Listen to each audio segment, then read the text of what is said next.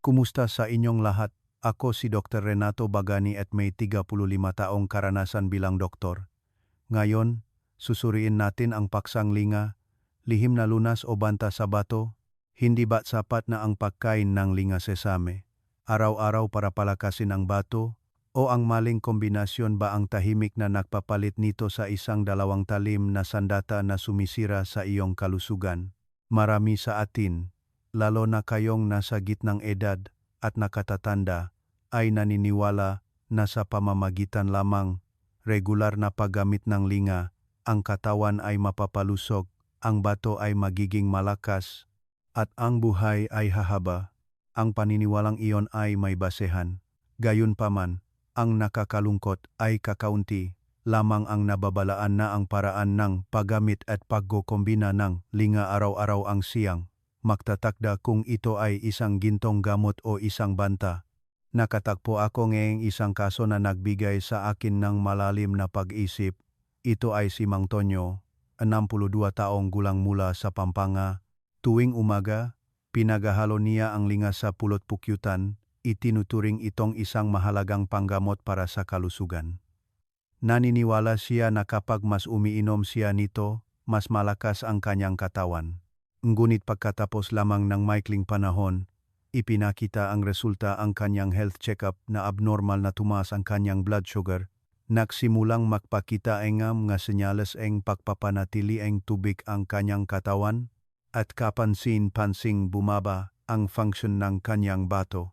Sa huli, kinailangan niyang maospital sa gitna ng pagkalito dahil hindi niya maintindihan kung bakit ang bagay na pinaniniwalaan niya ay tumalikod sa kanya. Ang kwentong iyon ay hindi nag-iisa. Ito ay isang babala sa marami sa atin. Ang mataong nag-alaga ng kanilang kalusugan na may paniniwala ngunit kulang sa sapat na kaalaman. Mga minamahal kong kaibigan, sa tradisyonal na medisina, ang linga o tinatawag ding black chima ay itinuturing na pagkain na pumapasok sa atay at bato na may epekto sa pagpapalusog ng dugo, pagpapalagong buhok, at pagpapahabang buhay. Mula sa pananaunaman ng modernong agham, ang linga ay naglalaman ng maraming kapakipakinabang na fatty acids. Ang malakas na antioxidant tulad naga sesamin at sesamol ay tumutulong na protektahan ang madaluyan na dugo at bawasan ang presyon sa sistema na paglabas. Ito ang dahilan kung bakit maraming pag-aaral ang nagpakita na ang mataong gumagamit ng linga ng wasto ay may tendensyang magkaroon ng mas mahusay na function ng bato. Ngunit mangyaring tandaan ninyo ang isang mahalagang bagay, walang pagkain ang ganap na ligtas kung ginamit ng mali. Sa paglampas ng edad 60, ang ating katawan ay hindi na gumagana tulad nung bata pa, bumababa ang kakayahan sa metabolismo, at ang sistema ngang pagsasalangang bato ay humihina sa paglipas ngang panahon. Sa puntong ito, ang isang tila walang pinsalang kombinasyon ay maaring maging isang malaking pasanin sa katawan. At iyon mismo ang dahilan kung bakit sa pagbabahaging ito, susuriin ko ng malalim ang mga karaniwang pagkakamali sa paggamit ng linga, lalo na ang tatlong pagkain na hindi dapat pagsamahin sa lingam nga, bagay na tila maliit ngunit maaring makaroon ngang malaking epekto sa pangmatagalang kalusugan. Magbabahagi rin akong tatlong golden combinations para mas mapakinabangan ang halaga ng linga. Umaasa ako na maglaan kayo ng oras upang sundan hanggang sa dulo dahil magbabahagi rin ako ng tamang paraan ng paggamit ng linga at ang ligtas na dosis. Sa isang maliit na pagbabago lamang sa paraan ng pagkain, maiwasan ninyo ang mahindi kanais-nais na panganib at mapoprotektahan ang inyong magabato, isang tahimik ngunit napakahalagang organ ng katawan. Bago tayo magsimula, kung ikaw o ang iyong mamahal sa buhay ay may ugali ng gumamit ng linga ng regular, mangyaring mag-iwan ng numero 1 sa seksyon ng komento.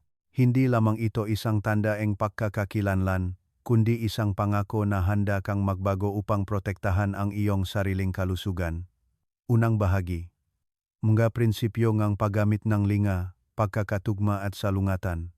Sa tradisyonal na medisina, matagal nang itinuturing ang linga bilang isang pang-itaas na pagkain para sa kalusugan na nangangahulugang isang uri ng pagkain na maaring gamitin ng pangmatagalan upang palusugin ang katawan, alagaan ang enerhiyang bato, pabagalin ang prosesong pagtanda, at suportahan ang katalinuhan ngang isip.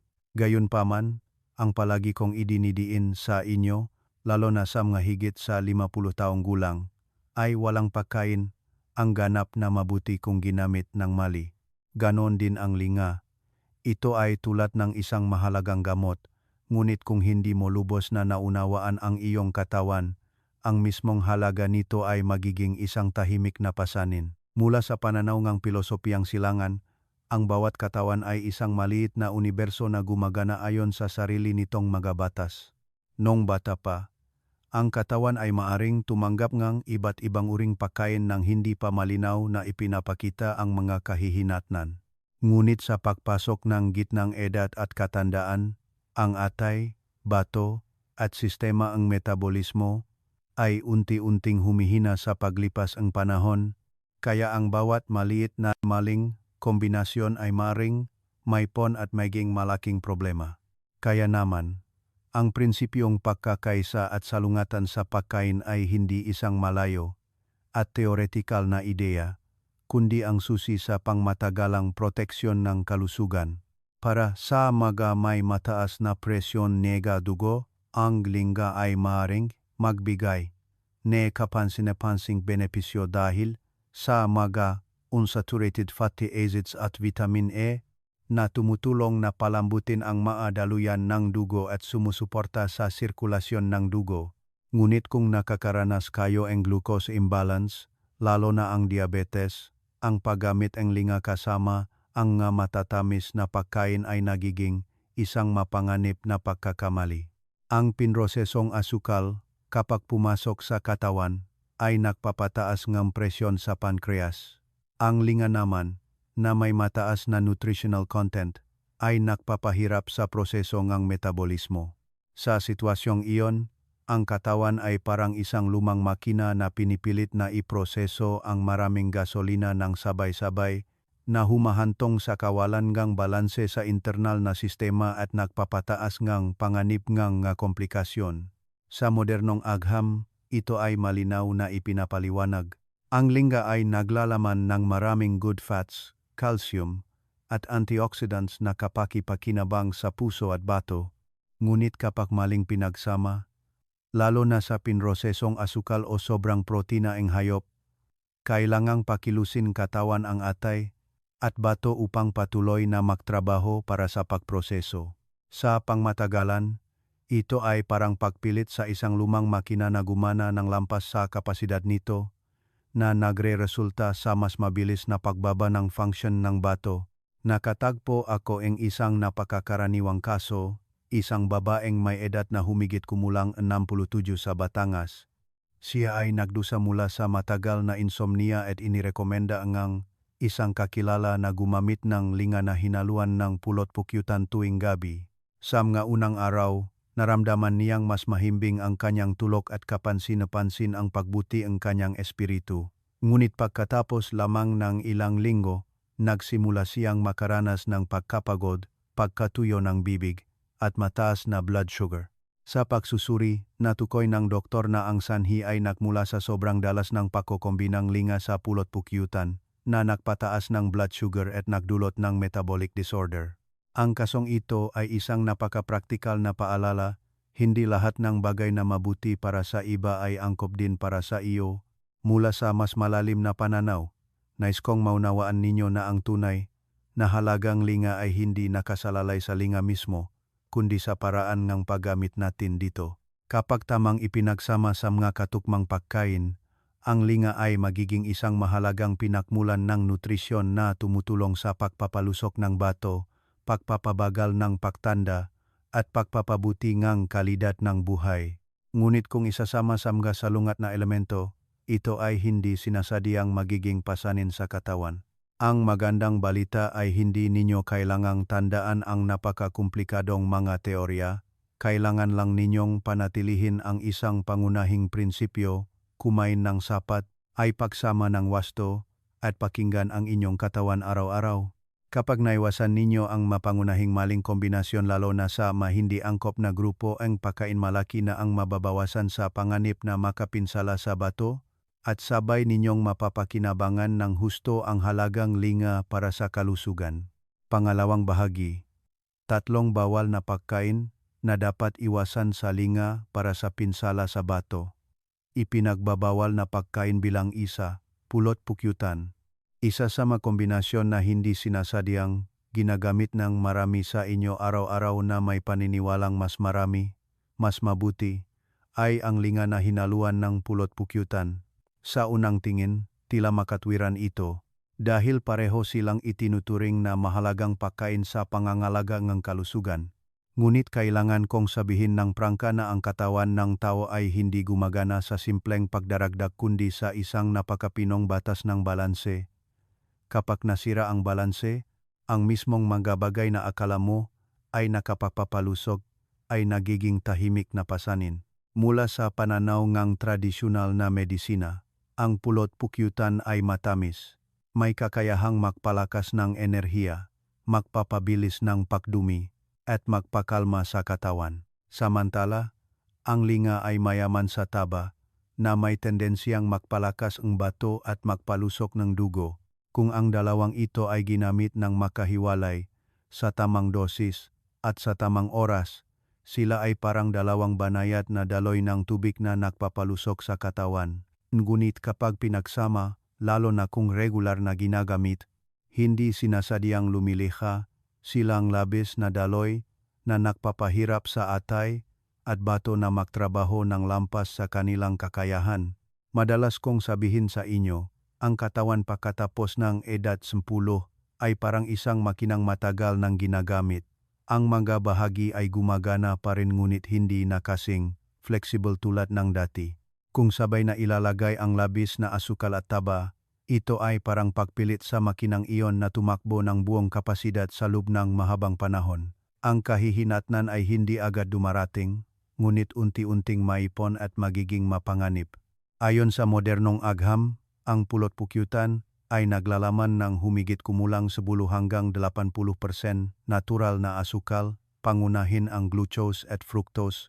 Ang mauri nga asukal na ito ay napakabilis na nasisipsip sa dugo. Kapag kasama ang unsaturated fat sa linga, kailangang iproseso ng katawan ng sabay-sabay ang dalawang malaking pinakmumulan ng enerhiya. Nagpapataas ito ng presyon sa metabolic system, lalo na sa atay at bato. Sa pangmatagalan, ang maliliit na daluyan ng dugo sa bato na humihina na sa paglipas ng edad ay unti-unting masisira na humahantong sa panganib ng pagbaba ng function ng pagsasala, ngunit ang dapat pag-isipan ay hindi lamang nakasalalay sa mga numero o sangkap ng nutrisyon. Ang dapat isaalang-alang ay ang ugali ng paniniwala sa mga bagay na tila toto ng hindi nagsusuri. Napakarami sa inyo ang nag-iisip na ligtas ang pulot pukyutan dahil natural ito at nakapagpapalusog ang linga kaya mas marami ang mas mabuti. Ngunit sa katotohanan, ang natural ay hindi nangangahulugang walang pinsala at ang pampalusok ay hindi nangangahulugang angkop. Nakatagpo ako ang isang kaso ang isang matandang lalaki sa Iloilo, sa ngayon ay mahigit 60 taong gulang. Sinunod niya ang payo ng isang kakilala. Tuwing gabi ay umiinom siyang linga na hinaluan ng pulot pukyutan upang palusugin ang kanyang bato at makatulog ng mahimbing. Sa mga unang araw, naramdaman niyang mas mainit ang kanyang katawan, mas malalim ang tulog, kaya mas lalo siyang naniwala. Ngunit pagkatapos lamang ng maikling panahon, nagsimula siyang makaranas ng madalas na pag-ihi sa gabi, pagkauhaw at matagal na pagkapagod. Sa pagsusuri, natuklasan ng doktor na mataas ang kanyang blood sugar at sabay nito, nagpakita ngang bahagyang pagbaba ng function ng bato. Nang tingnan ang kanyang dieta, ang sanhi ay hindi kalayuan kundi ang tila walang pinsalang ugali na ito. Ang kwentong iyon ay hindi para makdulot ng pag-alala sa inyo kundi para bigyang diin ang isang napakahalagang bagay. Ang mga pagkakamali sa pagkain ay madalas na hindi nakmumula sa kakulangan sa pagkain kundi sa maling paraan ng pagkain. At sa matandang katawan, ang bawat maliit na pagkakamali ay maaring maipon at maging malaking kahihinatnan. Kaya, ano ang tamang paraan ng paggamit? palagi kong pinapayuhan kayong bumalik sa pinakasimple at pinakabalanseng paraan. Sa halip na ihalo ang linga sa pulot pukyutan, maari ninyong ilaga ang linga at ihalo sa kaunting natural na asin. Ang bahagyang alat ay hindi lamang nakakatulong sa pagbalanse ng taba, kundi sumusuporta rin sa mas mahusay na panunaw na tumutulong sa katawan na makasipsip ng nutrisyon ng balanse. Ito rin ang dahilan kung bakit ang tradisyonal na linga na may asin ay matagal nang umiiral at itinuturing pa rin bilang isa sa mga pinakamatalino at pinakaligtas na paraan ngang pakain. At sa huli, palaging tandaan ito, ang pulot pukyutan ay hindi isang panlunas sa lahat, at ang linga ay hindi rin isang himala. Ang tunay na halagang maito ay makakamit lamang kapag lubos mong naunawaan ang iyong katawan at alam mong ipagsama ng wasto at sa tamang oras. Iyan ang tunay na karunungan sa pangangalagang kalusugan, isang bagay na hindi kayang palitan ng anumang gamot. Kung ninyo itong pagbabahagi ay kapakipakinabang, mangyaring makomento ng numero 2 sa ibaba. Iyan ang simpleng paraan para malaman ko na interesado pa rin kayo at kasama ko sa paglalakbay tungo sa malusog at dekalidad na buhay araw-araw. Ipinagbabawal na pagkain bilang dalawa, matatapang na alak, mahal kong makaibigan, sa paglalakbay ngang pag-alaga ang kalusugan sa gitnang edad at katandaan, may isang napakakaraniwang pagkakamali na madalas kong nakikita. Ito ay ang pag-isip na ang kaunting matapang na alak na sinamahan ng masustansyang pagkain tulad ng linga ay makakatulong na palakasin ang katawan, magpainit at magpalakas. Ngunit sa pananaw ng modernong agham at pilosopya ng silangan para sa pangangalaga ng kalusugan, ito ay isang kombinasyon na may maraming nakatagong panganib na kailangan ninyong maging lubos na maingat. Sa tradisyonal na medisina, ang matapang na alak ay ikinakategorya bilang may mataas na init. Kapag pumasok sa katawan, pinasisigla nito ang mabilis na sirkulasyon, nagpapainit sa atay, puso, at sistema nega-daluyan nega-dugo. Samantala, ang linga ay kabilang sa grupong nagpapalusog sa iyong bato, ibig sabihin, nagpapalusog sa malamig at tahimik na bahagi ng katawan. Isang napakahalagang elemento upang mapanatili ang panlup na katatagan at balanse habang tumataas ang edad. Kapag ang dalawang elementong ito ay nagsama, sa halip na magsuportahan, lumilikha silang isang estado ng pagtutol. Ang alak ay parang apoy, habang ang linga ay parang pinagmumulan ng tubig na nagpapalusog sa yin na enerhiya. At kapag masyadong malakas ang apoy, ang tubig ay hindi lamang hindi makapatay, kundi mabilis ding naubos. Tinawag nga sinaunang tao ang fenomeno na ito na malakas na apoy na sumusunog sa yin. Ibig sabihin, ang dapat na pinoprotektahan ay sinisira mula sa loob. Kung titingnan mula sa pananaw ng modernong medisina, mas malinaw ang epekto na ito. Ang matapang na alak, kapag pumasok sa katawan, ay nagpapalawak ng gadaluyan ng dugo ng biglaan, na nagiging sanhi ng pagtaas ng rate ng puso upang i-regulate ang daloy ng dugo. Lumilikha ito, nega malaking presyon sa cardiovascular system, lalo na sa mga may kasaysayan, nega mataas na presyon nega dugo o sakit sa puso. Samantala, ang linga ay naglalaman ng maraming unsaturated fat at mataas na enerhiya na nangangailangan ng katawan na pakilusin ang atay at bato para sa metabolismo. Kapag sabay na lumitaw ang dalawang elementong ito, ang katawan ay parang isang lumang makina ngunit pinipilit na gumana sa mas mataas na intensity kaysa sa normal. Kailangang iproseso ng tay ang alkohol, kailangang salain mang bato ang mga metabolic byproducts, kailangang i-regulate ng puso ang presyon ng dugo, lahat ay sabay-sabay na lumilikhang malaking pasanin. Nakasaksi ako ng isang tunay na kaso na nagbigay sa akin ng malalim na pag-iisip. Isang lalaki na humigit kumulang 60 taong gulang sa isang rural na lugar ng Nueva Ecija, na malakas noon, ay may ugali na uminom ng ilang basong puting alak tuwing gabi, kasama ng inihaw na linga upang palusugin ang kanyang bato at palakasin ang kanyang mabuto. Sa simula, naramdaman niyang mas mainit ang kanyang katawan, mas mahimbing ang tulog, kaya mas lalo siyang naniwala. Ngunit pagkatapos lamang ng maikling panahon, nagsimula siyang makaranas ng pananakit ng ulo, pagkahilo, at mabilis na tibok ng puso. At nang makpatingin siya, tumaas ang kanyang presyon ng dugo sa isang napakadelikadong antas. Napagpasyahan ng doktor na ang tila walang pinsalang kombinasyon na ito ang nag-ambag sa karamdaman ng cardiovascular system. Sa kabutihang palad ay maagang natuklasan, kung hindi ay maaring maging stroke o mas malubhang komplikasyon. Sa pamamagitan ng kwentong iyon, nais kong maunawaan ninyo ang isang napakahalagang bagay, ang katawan pagkatapos ng edad 60 ay hindi na kayang tiisin tulad nung bata pa. Ang bawat maliit na pagpipilian sa pagkain ay maaring maipon at makaroon ng malaking epekto. Ang isang basong alak ay maaring hindi agad makasama. Ngunit kapag maling pinagsama at inulit araw-araw, ito ay parang bawat maliit na patak ng tubig na patuloy na umaapaw. Kaya, ano ang tamang direksyon? Kung nais ninyong mapakinabangan ng husto ang mga benepisyong linga, gamitin ito sa banayad na paraan at angkop sa katawan. Maari ninyong ihawin ang linga at ihalo sa kanin o lutuin itong lugaw para mas madaling matunaw.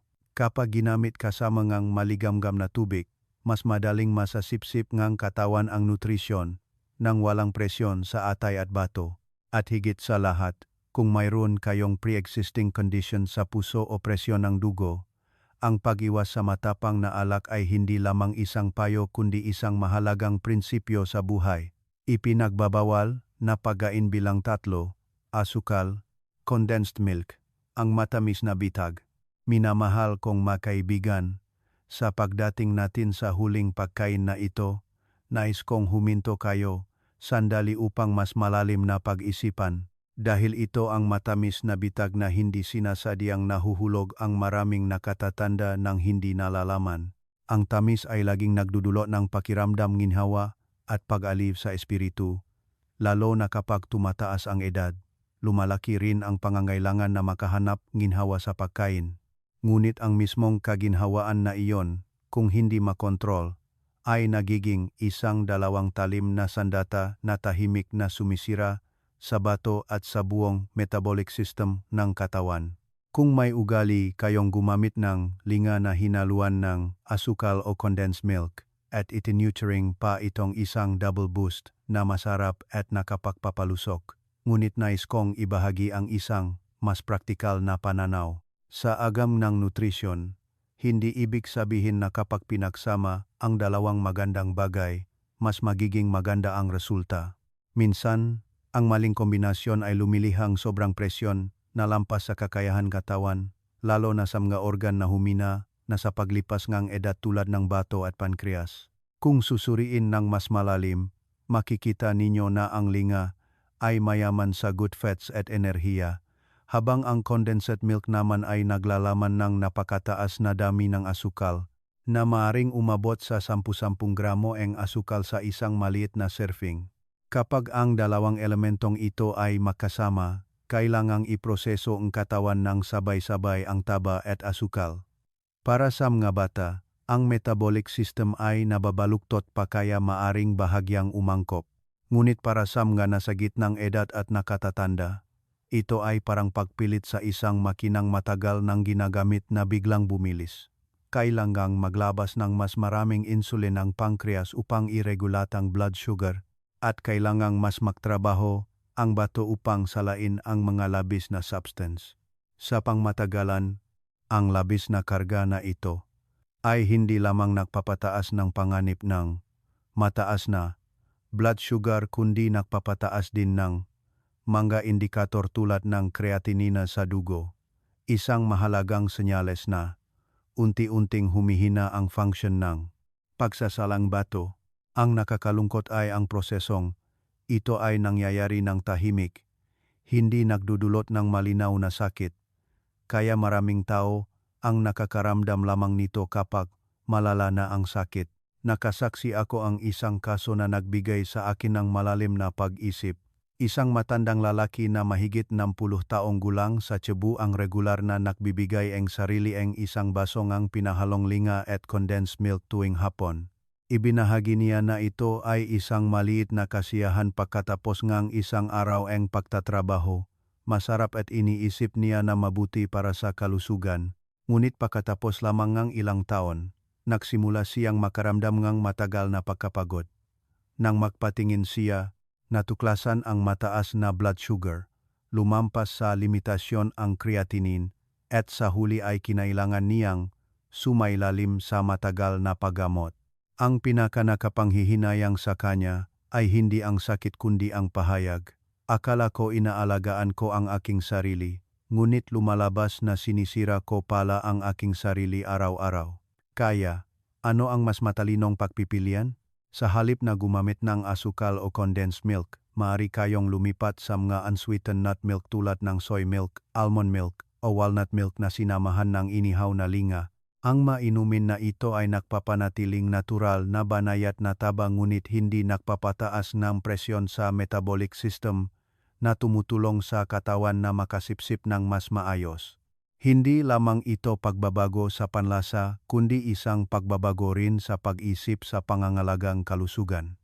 Sa totoo lang, lahat tayo ay mahilig sa tamis dahil nagdudulot ito ngang pakiramdam ngang seguridad at ginhawa. Ngunit sa pagpasok ngang gitnang edad at katandaan, ang pinakamahalaga ay hindi na kung gaano karaming masarap na pagkain ang kinakain kundi kung gaano katagal kayang mapanatili ng katawan ang balanse at katatagan.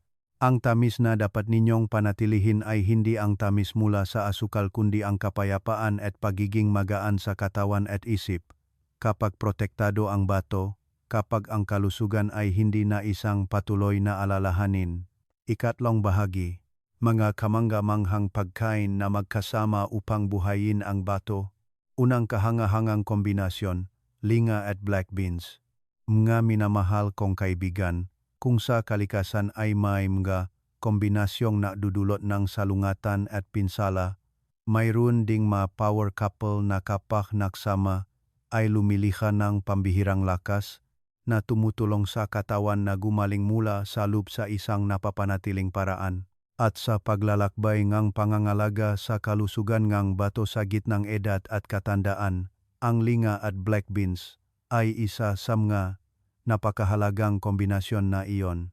Sa tradisyonal na medisina, ang linga at black beans ay parehong ikinakategorya bilang mga pagkain na may kakayahang palusugin ang bato, dugo, at esensya. Ngunit ang espesyal na bagay ay ang dalawang ito ay hindi lamang mabuti ng makahiwalay kundi kapag pinagsama, lumilikha silang isang napakabalanseng harmonia sa pagitan ng yin at yang, sa pagitan ng pagpapalusok at pagtatanggal, na tumutulong sa katawan na hindi ma-overload ngunit nakakasipsip pa rin ng maksimum na nutrisyon. Sinasabi nun na ang black beans ay parang tagapaglinis sa loob ng katawan, habang ang linga naman ay parang tagapagtayo. Ang isa ay tumutulong sa pagtanggal ng lason, ang isa ay tumutulong sa pagpapalusog at pagpapanibago. Mula sa pananaw ng modernong agham, ang pahayag na ito ay may kumpletong batayan. Ang black beans ay naglalaman ng maraming soluble fiber, antioxidants, at mineral na tumutulong sa proseso ng detoxification, binabawasan ang pasanin sa bato sa paglilinis ng dugo. Samantala, ang linga naman ay mayaman sa unsaturated fatty acids, calcium, at vitamin A, na may epekto sa pagprotekta sa mga daluyan ng dugo at pagpapalusog sa maliliit na daluyan ng dugo sa bato, kung saan nagaganap ang pinakapinong proseso ng pagsasalang katawan. Kapag ang dalawang uri ng pagkain na ito ay pinagsama, bumubuo sila ang isang double support system na sabay na naglilinis at nagpapalusog, na tumutulong sa bato na hindi lamang makapagpahinga kundi magkaroon din ng pagkakataong makabawi ang funksyon nito. Ngunit ang pinakamahalaga, ayon sa aking praktikal na karanasan sa pakikipagtulungan sa maraming nakatatanda, ay ang kombinasyong ito ay nagbibigay ng napakalinaw na pakiramdam ng pagiging magaan at katatagan sa katawan. Maraming tao, pagkatapos ng ilang panahon ng tamang paggamit, ang nagbahagi na mas regular silang umihi, mas mahimbing ang tulog, at mas bumababa ang pagkapagod ng katawan. Hindi ito mga biglang pagbabago tulad ng gamot, kundi isang napapanatiling pagpapabuti na parang isang punong patuloy na dinidiligan araw-araw. Gayunpaman, nais ko ring bigyang diin ang isang bagay na may prinsipyo. Ang mabuti ay hindi nangangahulugang mas marami, mas mabuti. Sa linga at black beans, ang tamang paraan ng paggamit ang magtatakdang bisa. Maari kayong magluto ngang lugaw na may black beans na sinamahan ng inihaw na linga o durugin ang dalawang ito para ihalo sa maligamgam na tubig. Kapag malambot na ang pagkaluto, mas madaling masisipsip ang mga nutrisyon at sabay nito, mababawasan ang presyon sa digestive system, isang napakahalagang bagay para sa mga taong higit sa 60 taong gulang. Isang pinong punto na kakaunti ang nakakapansin ay ang temperatura at oras ng paggamit. Kung gagamitin sa umaga o sa unang bahagi ng hapon, kapag malakas pa ang aktibidad ng katawan, mas mahusay ang kakayahan sa pagsipsip. Sa kabaliktaran, kung gagamitin ng gabi na, lalo na sa mga may mahinang panunaw, maaring magdulot ito ng kabag o hirap sa pagtulog. Ito ang pagkakaiba sa pagitan ng tamang pagkain at simpleng pagkain lamang ang masarap. Kung ninyo itong pagbabahagi ay kapaki-pakinabang, mangyaring makomento ngang numero 4 sa ibaba. Iyan ang simpleng paraan para malaman ko na interesado pa rin kayo at kasama ko sa paglalakbay tungo sa malusog at dekalidad na buhay araw-araw. Ikalawang kamangha-manghang kombinasyon, linga at brown rice. Mahal kong makaibigan, kung ang linga ay itinuturing na isang mahalagang pinakmumulan ng nutrisyon na tumutulong sa pagpapalusok ng bato mula sa loob, ang brown rice naman ay parang isang matibay na pundasyon na tumutulong sa katawan na maging matatag at i-regulate ang buong metabolic system.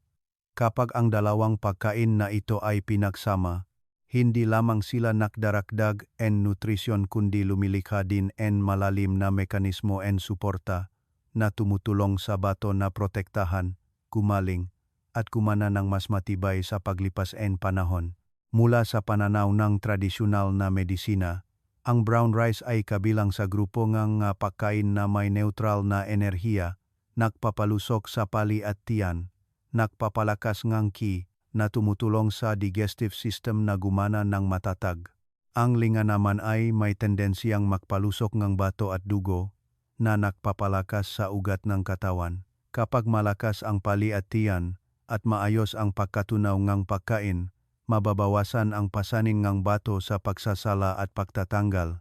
Ito ang prinsipyong malakas na pali, ligtas na bato na palaging binibigyang diin ng mga sinaunang tao. Ang kombinasyon ng linga at brown rice ay hindi isang simpleng pagkakataon kundi isang koordinasyon na may batayan sa batas na tumutulong sa katawan na makamit ang natural na estado ng balanse. Kung titingnan mula sa pananaw ng modernong agham, mas nagiging malinaw ang bagay na ito.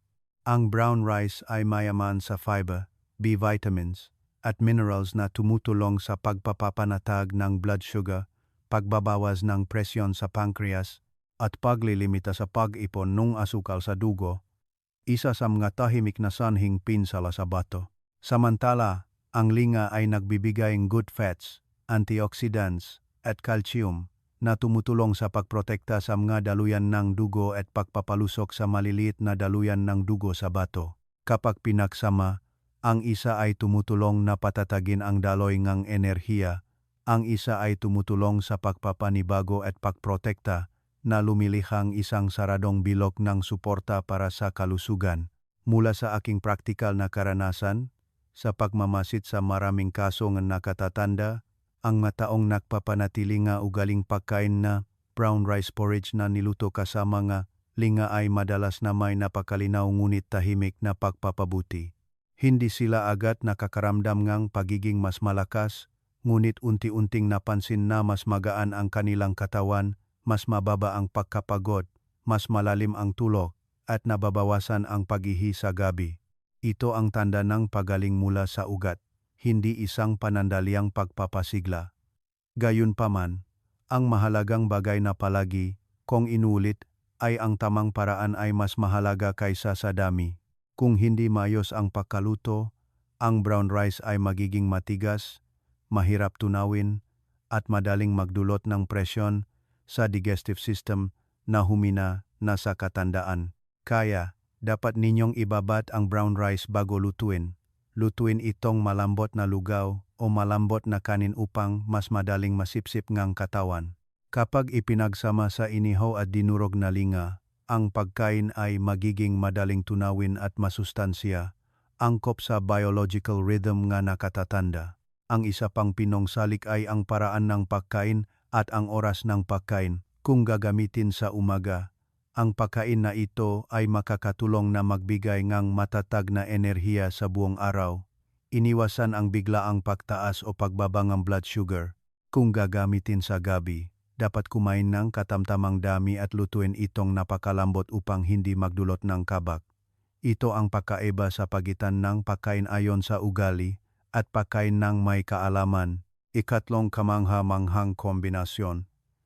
Linga at unsweetened nut milk. Mahal kong makaibigan, kung ang linga ay ang kakanyahan ng lupa na naglalaman ng masaganang nutrisyon upang palusugin ang bato at dugo, ang unsweetened nut milk naman ay parang purong tubig na tumutulong sa katawan na makasipsip ng malumanay at balansehin ang metabolic system. Kapag nakita ang dalawang elementong ito, lumilikha silang isang pinong kombinasyon na sabay na nagpapalusok ng malalim sa loop at nagpapababang pasanin sa bato. Isang bagay na napakahalaga para sa mga nasa gitnang edad at nakatatanda. Sa pilosopiya ng pangangalaga ng kalusugan, mayroong isang napakahalagang prinsipyo na madalas na napapansin ng marami. Habang tumatanda ang katawan, mas kailangan nito ang pagiging magaan sa nutrisyon. Ang linga, bagamat nakapagpapalusok, ay mayaman sa enerhiya. Kung gagamitin ng mag-isa, umali ang kombinasyon. Maaring pilitin nito ang digestive system at bato na magtrabaho ng husto. Sa kabaliktaran, ang unsweetened nut milk tulad ng soy milk, almond milk o walnut milk ay banayat at madaling tunawin na tumutulong na mahatid ng nutrisyon sa katawan ng maayos. Kapag pinagsama, ang isa ay nagbibigay ng nutritional foundation, ang isa ay lumilikha ng kondisyon para sa optimal na pagsipsip.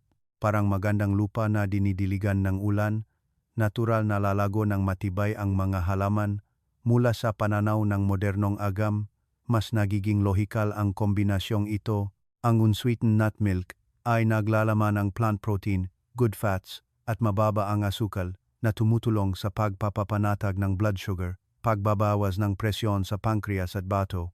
Samantala, ang linga ay mayaman sa vitamin A, calcium, at antioxidants na may kakayahang protektahan ang L cell at suportahan ang sirkulasyon ng dugo sa bato. Kapag ang dalawang uri ng pagkain na ito ay ginamit ng magkasama, ang katawan ay hindi lamang nakakakuhang sapat na nutrisyon kundi iniwasan din ang biglaang pagtaas ng blood sugar, isa sa mga tahimik na sanhi ng pagbaba ng function ng bato. Mula sa praktikal na karanasan, napansin ko na ang mga taong nagpapanatili ng ugali ng paggamit ng dinuro na linga na hinaluan ng maligamgam na nut milk ay kadalasang nakakaramdam ng mas magaan na katawan, mas mababa ang pagkapagod, at mas matata ang panunaw. Ang kapansin-pansin ay ang pagpapabuting. Ito ay hindi dumarating ng biglaan kundi unti-unting nagaganap, tulad ng isang maliit na batis na tahimik na nagpapalusok sa buong kagubatan. Ito ang tandang napapanatiling pagaling, hindi isang panandaliang pagpapasigla. Gayunpaman, nais ko ring bigyang diin ang isang mahalagang punto. Hindi lahat ng uri ng nut milk ay angkop kung may idinagdag na asukal. Kahit maliit na halaga lamang ng asukal ang idinagdag, ang buong benepisyong kombinasyong ito ay maaring kapansin-pansing bumaba. Ang asukal ay nagpapataas ng metabolic burden na nagpapahirap sa bato, taliwas sa orihinal na layunin ng pangangalagang kalusugan. Kaya, palaging bigyan ng prioridad ang purong unsweetened nut milk upang mapanatili ang buong halaga ng kombinasyong ito. Ang isa pang pinungsalik ay ang temperatura kapag ginagamit. Dapat itong gamitin ng maligamgam, hindi masyadong mainit o malamig. Ang maligamgam na temperatura ay tumutulong sa pagpapaluwag ng daluyan ng dugo, sumusuporta sa proseso ng pagsipsip at sirkulasyon, at sabay nito ay nagdudulot ng ginhawa sa digestive system. Ito ay isang maliit na detalye ngunit may malaking epekto sa pangkalahatang pagiging epektibo. Madalas kong sinasabi na ang pag-alaga ng kalusugan sa pagtanda ay hindi nakasalalay sa paghahanap ng komplikadong mga bagay, kundi sa pag-alam kung paano pumili ng tama at patuloy na panatilihin ang mga simpleng bagay. Ang linga at unsweetened nut milk ay isang tipikal na halimbawa. Hindi kailangan ng kakaiba, hindi kailangan ng mahal. Ngunit kung gagamitin ng wasto, maari silang maging isang natural na panggamot para sa kalusugan na tumutulong sa iyo na palusugin ang bato, mapanatili ang katatagan, at mapabuti ang kalidad na buhay. Ikaapat na bahagi, tamang paggamit ng linga at ligtas na dosis. Mahal kong makaibigan, pagkatapos ngang lahat ng mapagbabahagi kanina, marahil sa pusong marami ay lilitaw ang isang napakakaraniwan ngunit napakahalagang tanong. Paano ba talaga dapat gamitin ang linga upang maging tunay na tama at magbigay ng pangmatagalang benepisyo sa kalusugan? Hindi lamang ito tanong tungkol sa paraan ng pagkain kundi tanong din tungkol sa karunungan sa pangangalaga ng kalusugan. Dahil sa gitnang edad at katandaan, ang isang maliit na pagkakamali ay maaring magdulot ng mga kahihinatnan na maipon sa kalaunan. Napansin ko ang isang napakakaraniwang katotohanan na marami pa rin sa inyo ang naniniwala na mas marami, mas nakapagpapalusok, o sumusunod sa mga hindi kumpirmadong sabi-sabi at ginagaya ang maito ng walang kritikal na pag-isip. Ngunit ang katawan ng tao, lalo na pagkatapos ng edad 60, ay hindi na isang makina na kayang tumanggap ng walang hanggan. Ang bato at atay sa puntong ito ay parang manggagawa na dumaan sa isang buong buhaying pagtatrabaho. Kung patuloy na papasanin sila ang karagdagang presyon, maaga o huli ay hihina sila. Nakatagpo ako ng napakalungkot na kaso. Mayroong bumili ng maraming linga, inihaw lang ng bahagya, at inimbak sa plastic container para gamitin sa kalaunan. Ngunit sa paglipas ng panahon, ang linga ay nagiging rancid, nagbabago ang komposisyon. Kapag kinain, hindi lamang nawawala ang nutritional value nito kundi nagdudulot din ng metabolic burden na nagiging sanhi ng kabak, hirap sa panunaw, at maging epekto sa function ng pagsasala ng bato.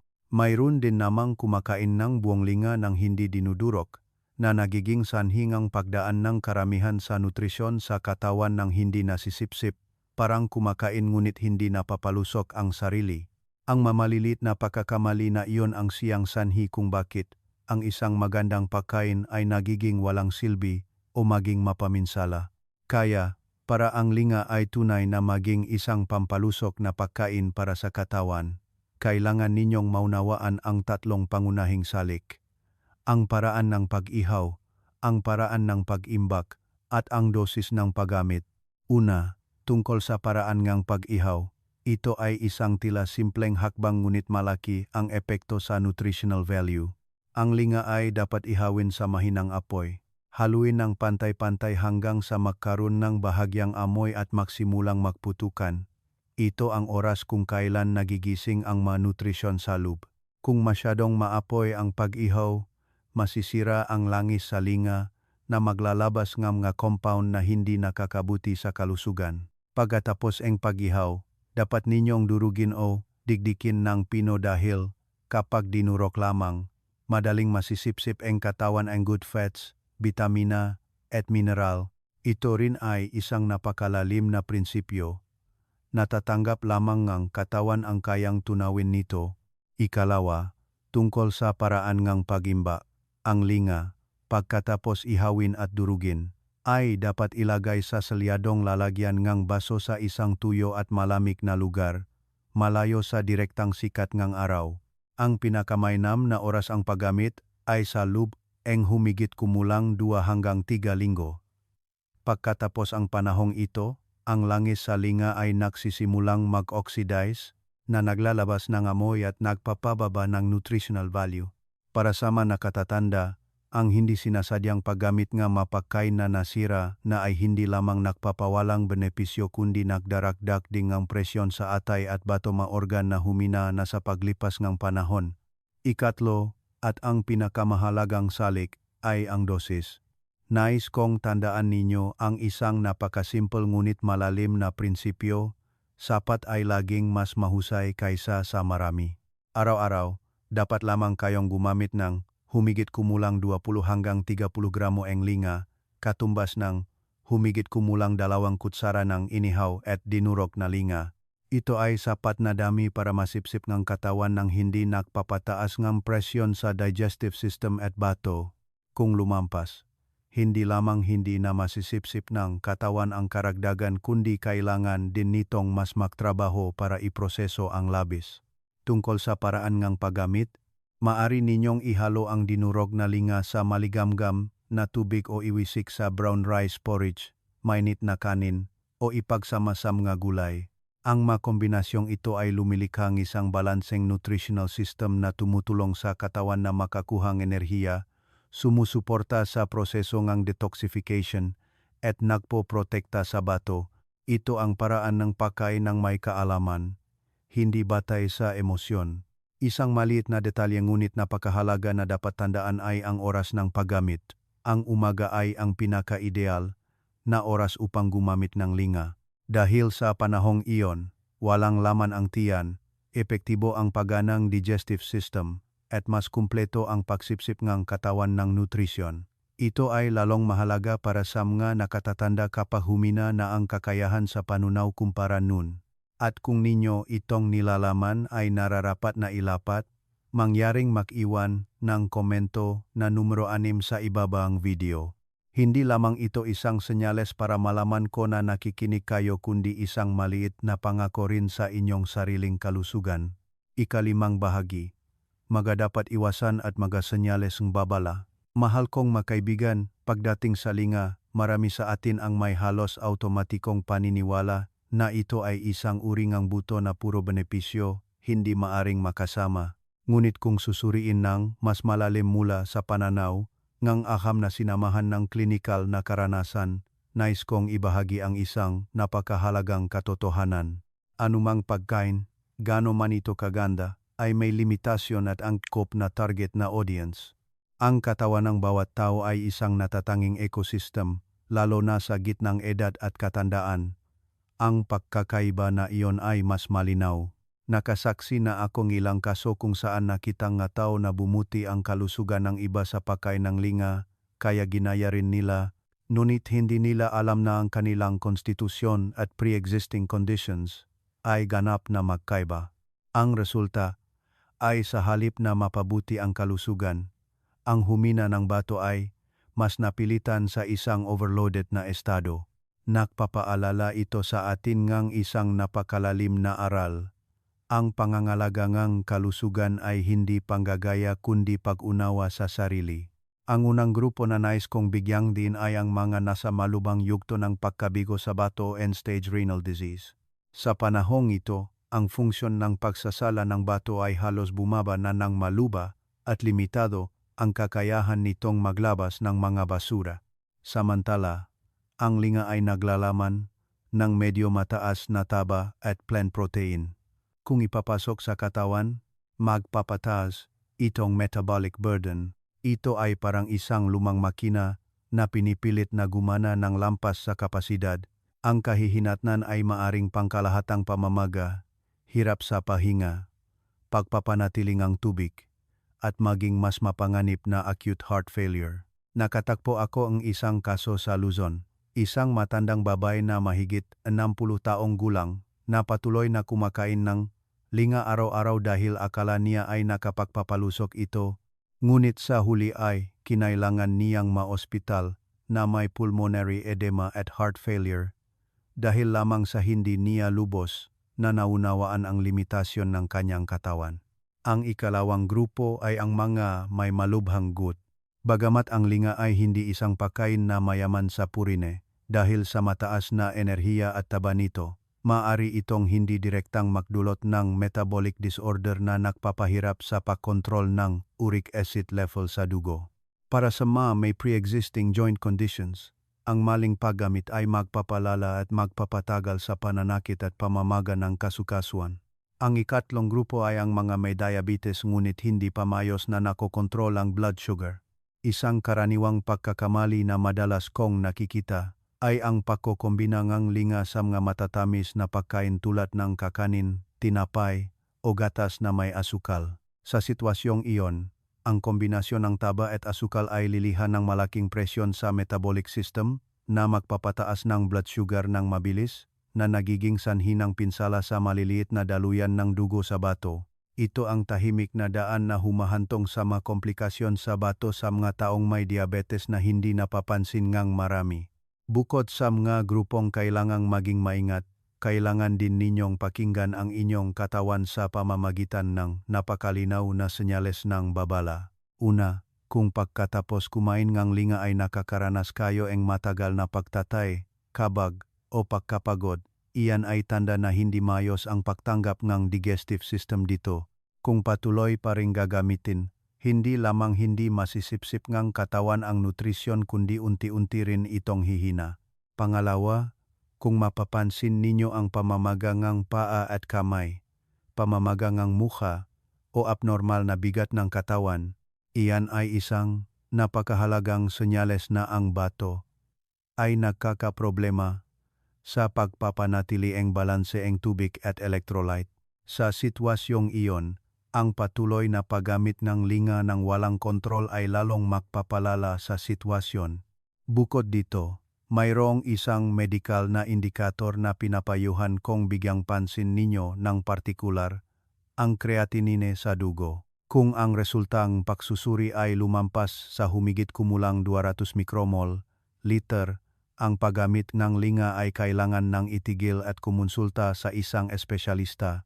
Hindi na ito ang yugto kung saan maaring ayusin ang sarili sa pamamagitan ng pagkain, kundi nangangailangan ng mahigpit na pagsubaybay sa medisina.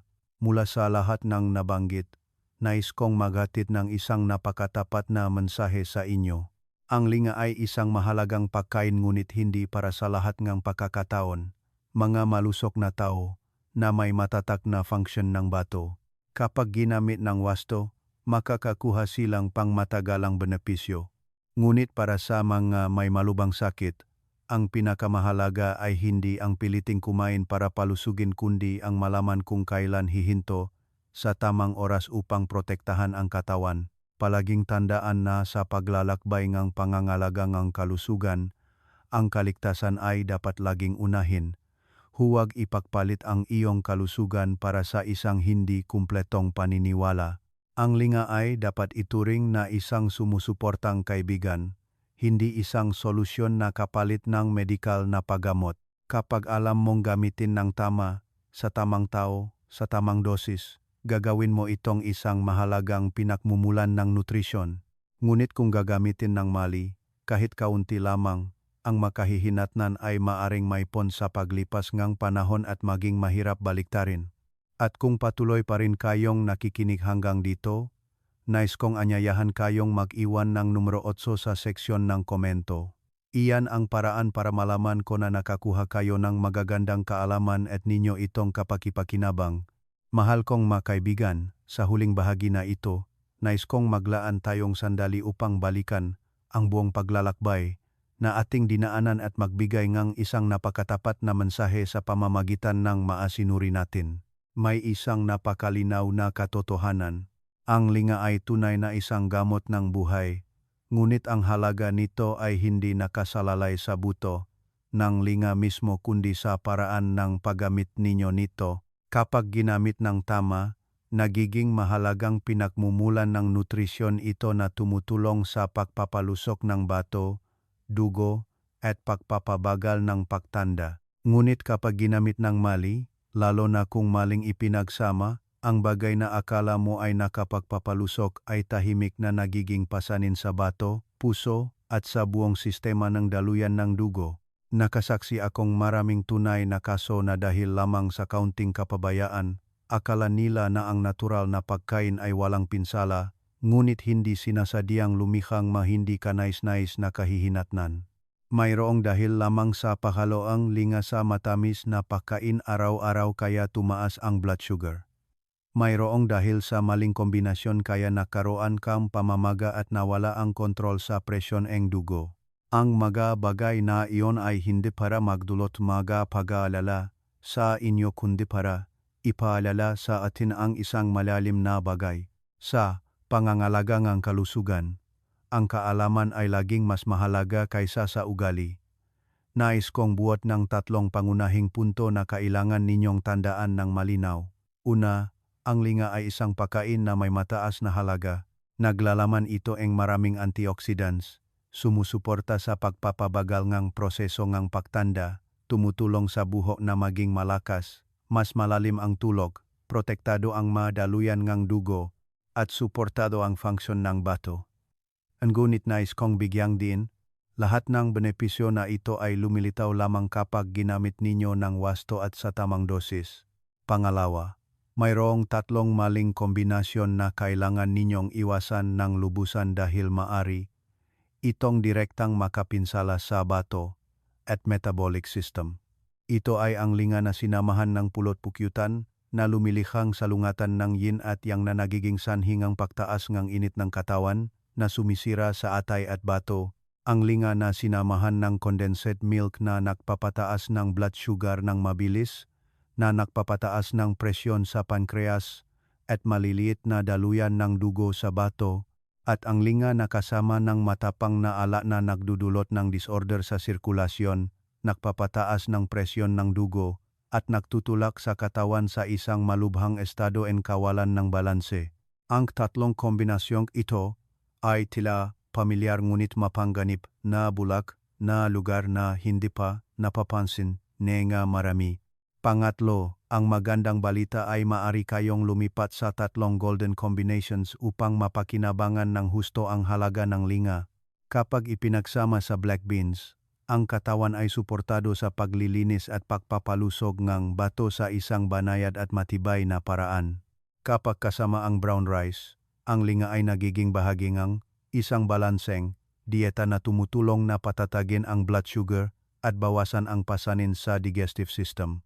At kapag pinagsama sa unsweetened nut milk, lumilikha ito ng malinis, madaling masipsip na nutrisyon, lalo na angkop para sa mga nakatatanda na nangangailangan ng pagiging magaan ngunit kumpleto pa rin sa nutrisyon. Hindi lamang ito kombinasyon ng nutrisyon kundi isang harmonya rin ayon sa natural na batas. Sinasabi nun na ang isang napakalalim na kasabihan, dagdag dong nguyen. Gamot at pagkain ay nakmula sa iisang ugat.